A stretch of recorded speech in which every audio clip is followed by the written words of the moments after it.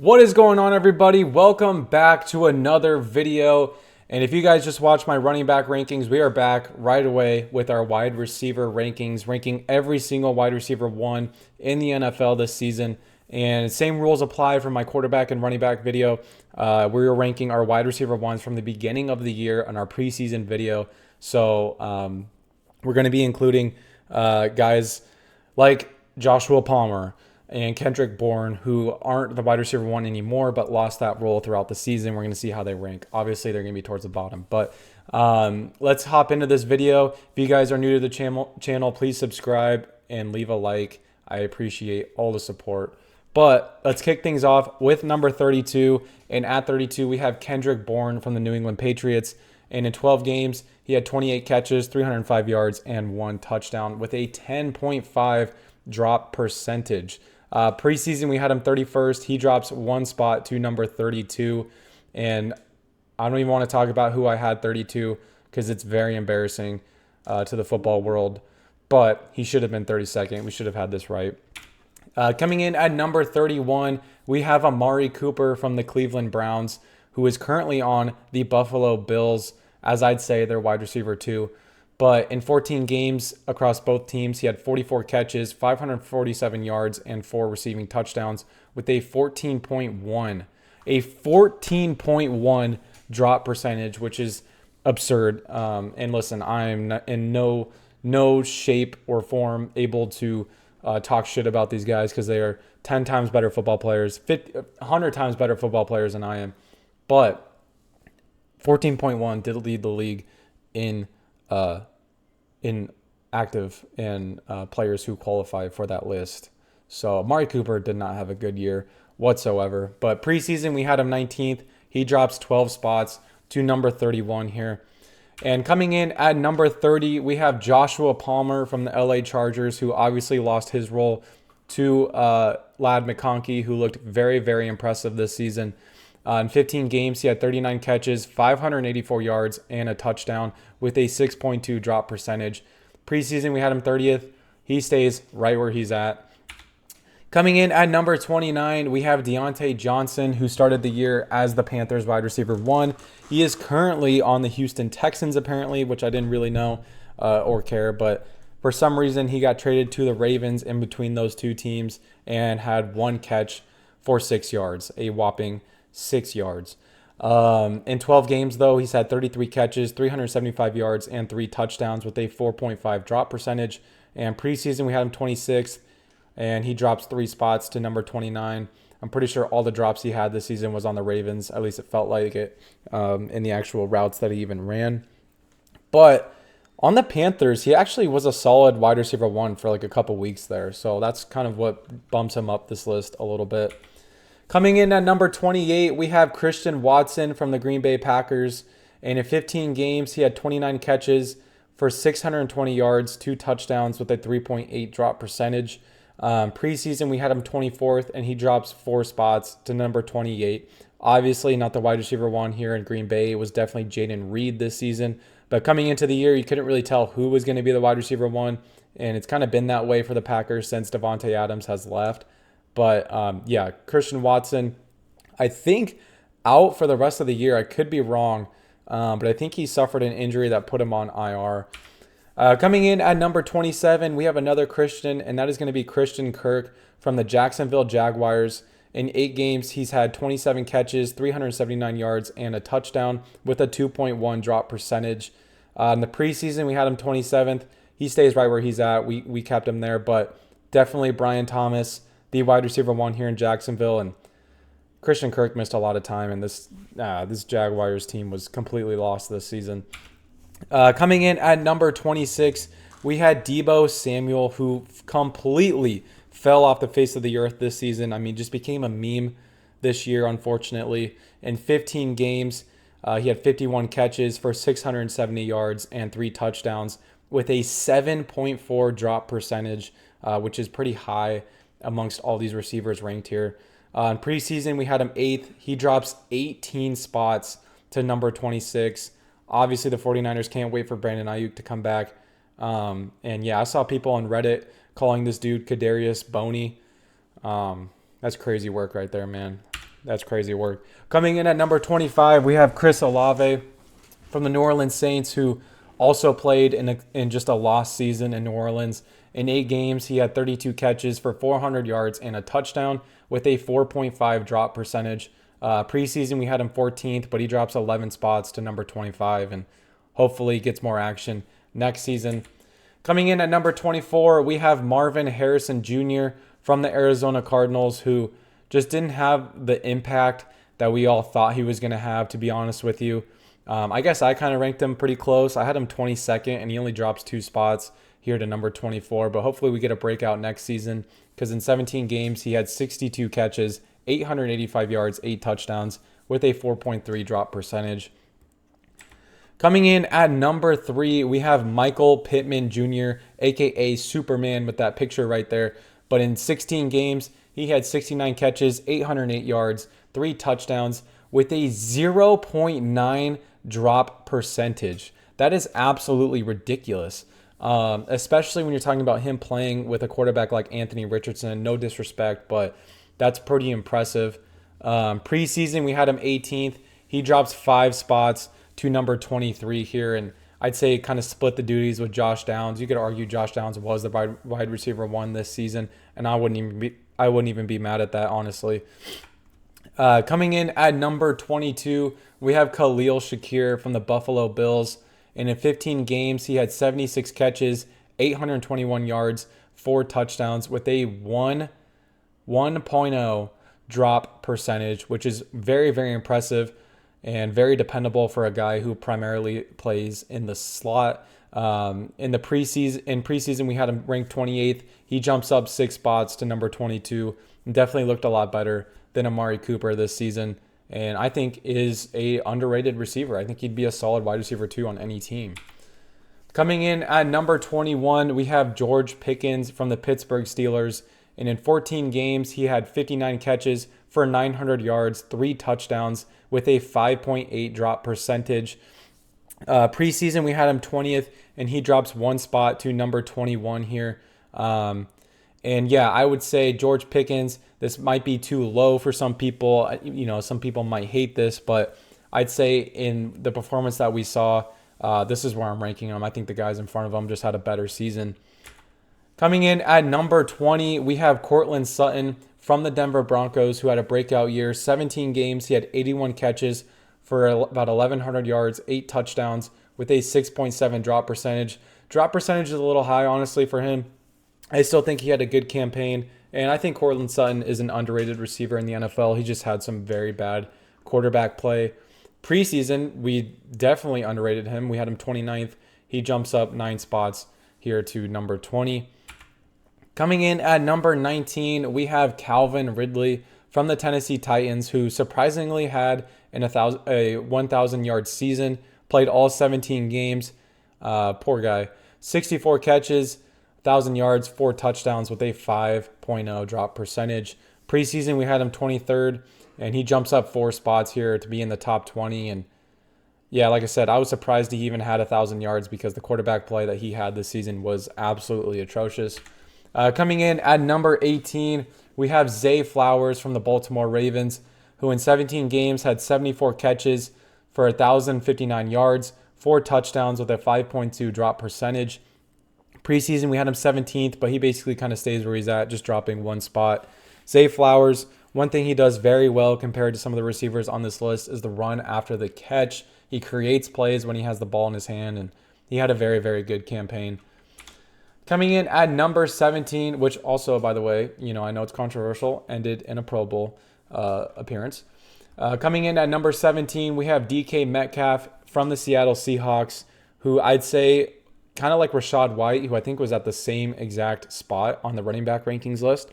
Kind of high for a guy who lost his wide receiver 1 status, but in 15 games, he had 66 catches for 992 yards, 5 touchdowns with a 3.7 drop percentage.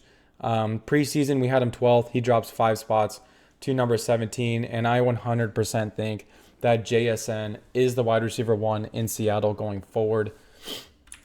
Coming in at number 16, we have Stephon Diggs from the Houston Texans, who I had as the wide receiver one, was listed as their wide receiver one at the beginning of the year. Obviously now is Nico Collins, who had a top 5 performance this season. But in 8 games, he had 47 catches, 496 yards, 3 touchdowns with a 4.7 drop percentage before he unfortunately tore his ACL. But I would say he still was having a good year here in Houston. Preseason, we had him 10th. He dropped 6 spots to number 16. And it'll be interesting to see, what he does in this offseason. I think he's a free agent. I could be wrong. But, yeah, it'll be kind of interesting to see where he goes at this point with a torn ACL under his belt, unfortunately. And at number 15, speaking of a torn ACL, I think he tore his ACL. I don't know. We have Rashee Rice from the Kansas City Chiefs, who I am ranking this high because this dude looked so good in the games that he played. In 4 games, more like 3.5, 3, he had 24 catches, 288 yards, and 2 touchdowns with a 3.4 drop percentage. Preseason, we had him 25th, but he jumps up 10 spots to number 15 because I think in the sample size that we saw, he actually looked very, very impressive. Could have had a top 10 finish on this list. Honestly, he was the Chiefs wide receiver one for sure. Coming in at number 14, we have Tyreek Hill. And actually, before we even move on, pretty sure Rashee Rice just got arrested again for some reason. There's like a warrant out because he assaulted somebody. I don't know. But this dude just does not want to play football, I guess. Coming in at number 14, we got Tyreek Hill, who fell short of 1,000 yards. Very uncharacteristic of him. But in 17 games, he had 81 catches for 959 yards, 6 touchdowns, as well as a 1.6 drop percentage, which once again, very impressive for the quarterback play that he had to endure for some of this season.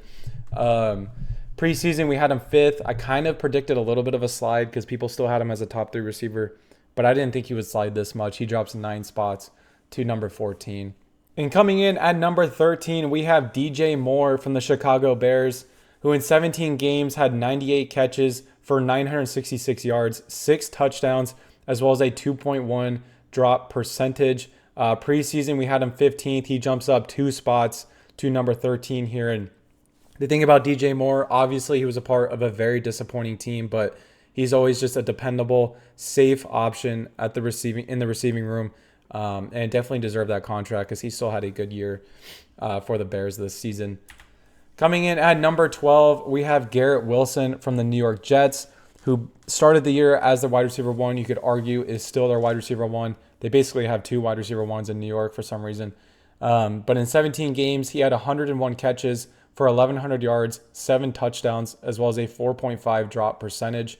Preseason, we had him 9th, and he drops 3 spots to number 12 here outside of the top 10. But I'd still say, honestly, that Garrett Wilson had a very impressive year, especially considering how disappointing the Jets were and the arrival of Devontae Adams. Coming in at number 11, we have Terry McLaurin from the Washington Commanders, who in 17 games had 82 catches for about 1,100 yards, 13 touchdowns with a 3.4 drop percentage. Preseason, we had him 21st. He jumps up 10 spots to number 11 here. And the biggest thing about Terry McLaurin is, man, oh man, he finally has good quarterback play. Jaden Daniels is in town, and Terry McLaurin had a very good year. I did not realize he had 13 touchdown catches. I mean, that's a lot, and he definitely jumped up this list quite a bit, just like every other Commander that we rank. And then kicking off our top 10, we have Drake London from the Atlanta Falcons, who also had a very good solo campaign on an otherwise disappointing team. In 17 games, he had 100 catches for about 1,300 yards, 9 touchdowns with a 3.2 drop percentage. In the preseason, we had him 16th. So and the thing is I honestly thought Drake London was going to break out. I was on the Drake London hype train at the beginning of the year, but I didn't think he was going to break out this much. He jumps up 6 spots to number 10 on our list.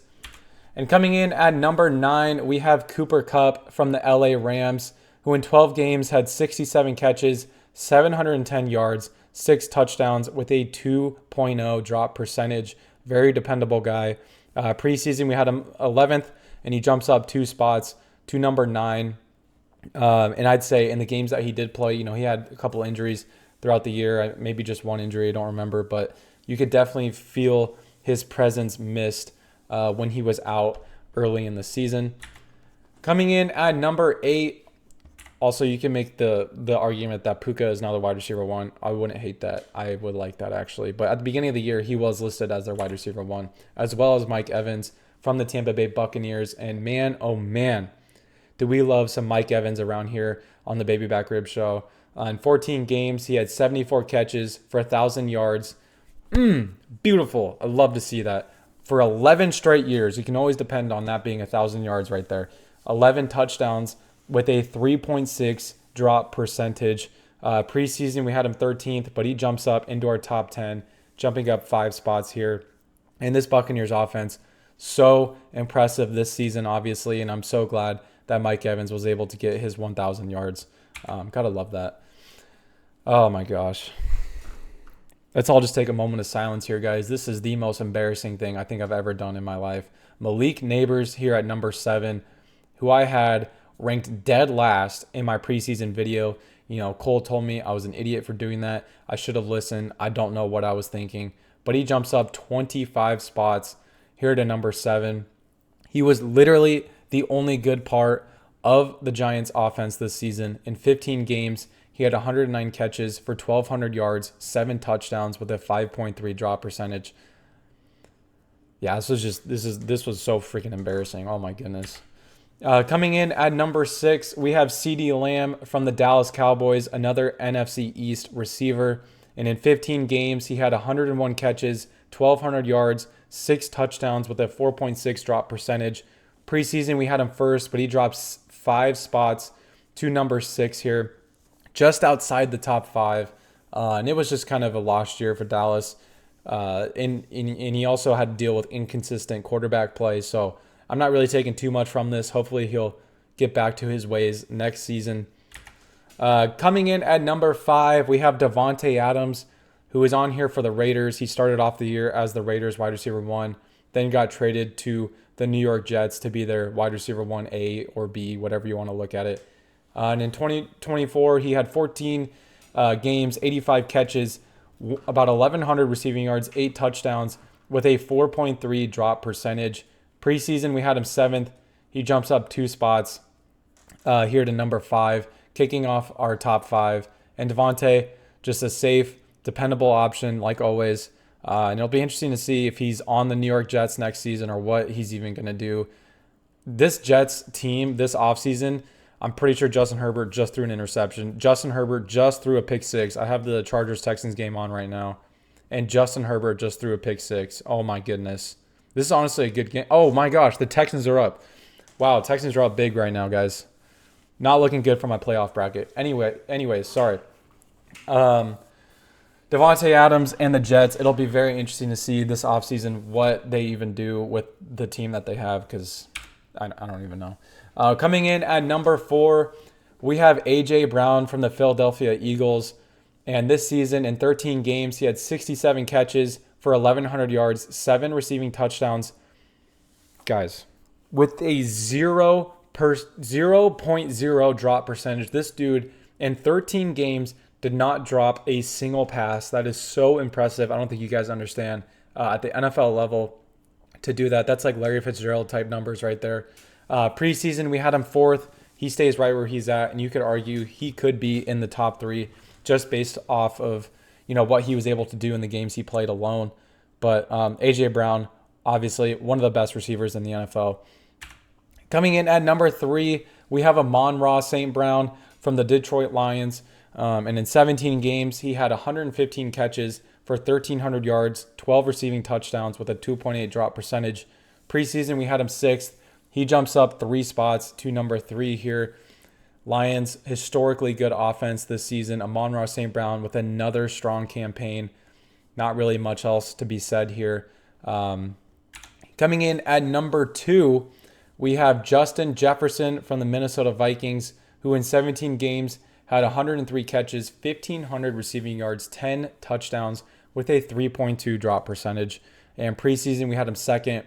Now listen, when we were making that preseason video, I remember a lot of people were panicking on Justin Jefferson, saying that he wasn't going to be able to perform like he's normally performed before because of Sam Darnold at quarterback. And honestly, I did not listen to the haters. I didn't think Sam Darnold was going to be this damn good, but I just figured Justin Jefferson was still going to get his no matter what. And that's basically what happened. So shout out Justin Jefferson. Still had a very, very good year doing Justin Jefferson things. But coming in at number 1, we have Jamar Chase from the Cincinnati Bengals, who was definitely the best receiver this year in one of the best offenses in the NFL. In 17 games, he had 127 catches for 1,700 yards, 17 touchdowns with a 5.1 drop percentage. Jamar Chase absolutely lit the league on fire. And let me tell you, completely torched the Ravens as a Ravens fan in those 2 games that we played him this year. Preseason, we had him 3rd. He jumps up 2 spots to be our number 1 receiver. Guys, I got this over. Guys, thank you so much for watching. I love doing these position ranking videos. I'll probably do some for the playoffs. I'm addicted to them, and I like getting this content out to you guys. Let me know if you guys like this content as well. Let me know who is too high, who is too low, and let me know in the comments. Guys, thank you so much for watching. Please subscribe if you guys are new to the channel. And if you guys liked the video and you made it this far, please leave a like. I appreciate all of the support. Enjoy these playoff games. If you're a Chargers fan, I'm sorry if you guys lose right now because it is the 4th quarter. You're down 20-6. But anyways, guys, thank you so much. I'll see you guys in the next one. Later.